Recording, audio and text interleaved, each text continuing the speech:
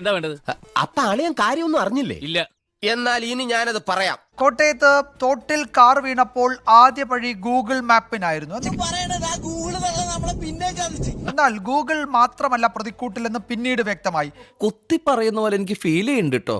Google map ചതിച്ച നിരവധി സംഭവങ്ങൾ നേരത്തെയും ഉണ്ടായിട്ടുണ്ട്. ഈ പറഞ്ഞതിന് വേറൊരർത്ഥം ഇല്ലേ? ഏയ്, അങ്ങനെ പ്രത്യേകിച്ച് അർത്ഥമൊന്നുമില്ല. ഹെലിപ്പാഡിൽ നിന്നും ബീച്ചിലേക്ക് പോകാനായി ഗൂഗിൾ മാപ്പ് നോക്കിയാണ് യുവാക്കൾ കാർ ഓടിച്ചു പോയത്. കാർ പോകുന്നത് നടപ്പാതയിലൂടെയെന്നും റോഡ് തീരുന്നിടത്ത് പടികളുണ്ടെന്നും അവർ അറിഞ്ഞില്ല. ഗൂഗിൾ മാപ്പിൽ ശബരിമല പുല്ലുമേട് തിരഞ്ഞു പോയവർ എത്തിയത് ചെങ്കര പുല്ലുമേട്ടിൽ.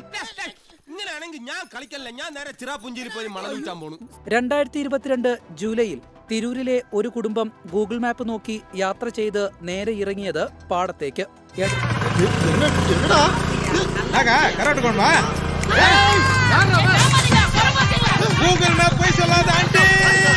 2022 ഓഗസ്റ്റിൽ 4 അംഗ കുടുംബം സഞ്ചരിച്ച കാർ കോട്ടയം പാറേച്ചാലിൽ തോട്ടിൽ വീണിരുന്നു.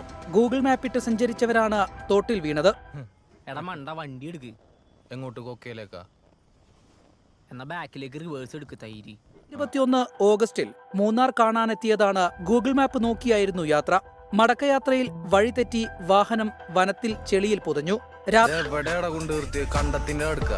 ഇത് ഞാൻ വെട്ടി തെളിച്ച വഴിയല്ല, ഗൂഗിൾ മാപ്പ് പറഞ്ഞാണ്. സച്ചിനെ, ഞാൻ ഇപ്പോഴും ഉറപ്പിച്ചു പറയാണ്, ഒന്ന് റിസ്ക് എടുക്കാൻ റെഡി ആയി കഴിഞ്ഞാൽ 20 കിലോമീറ്ററാണ് ലാഭം. കോഴിക്കോട് നിന്ന് കേബിളുകളുമായി ഗൂഗിൾ മാപ്പിട്ട് കോയമ്പത്തൂരിലേക്ക് പോയ ട്രെയിലർ അട്ടപ്പാടി 7-ാം വളവിൽ മറിയുകയായിരുന്നു.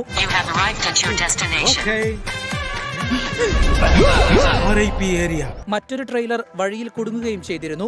നാട്ടുകാരെ, നിങ്ങൾ ആരെ പറ്റിക്കാൻ വേണ്ടിട്ടല്ല, ഒരു നല്ല കാര്യത്തിന് വേണ്ടിട്ടാ. ഇനി ഇതുപോലെ കാണിക്കൂ. സത്യമായിട്ടും അപ്പൊ പോവാല്ലേ? ഓക്കേ.